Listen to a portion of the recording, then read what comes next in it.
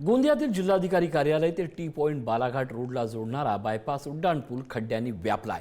पुलावर ठिकठिकाणी मोठे खड्डे पडल्यानं वाहन चालकांना जीव मुठीत धरून चालवावं लागते। पावसामुळे खड्ड्यामध्ये पाणी साचल्यानं धोका अधिक वाढलाय। या मार्गावर अवजड वाहनांची सतत वाहतूक होते। अपघाताला आमंत्रण देणाऱ्या या जीवघेण्या खड्ड्याकडे प्रशासनाचं दुर्लक्ष होत असल्याचा आरोप असून तातडीनं दुरुस्तीची मागणी केली जाते।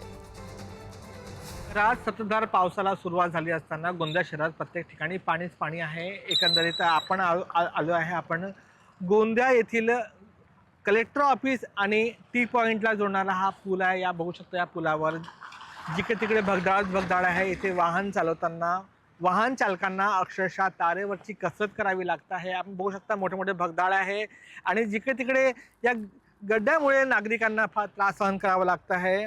वाहन काढताना वाहन चालकांना अक्षरशः तारेवरची कसरत करावी लागते आहे। त्या अनुषंगाने मोठा अपघात सुद्धा घडू शकतो आणि पावसात या गड्ड्यामध्ये पाणी शिरते। पाणी असल्यामुळे नागरिकांना हे जे भगदाड दिसत नाही त्यामुळे मोठा अपघात सुद्धा होतो। नागरिकांना इथे काळजी घेण्याची गरज असताना सुद्धा प्रशासनाने इथे दखल घ्यायची गरज आहे। आशिष जुंगरे, पुढारी।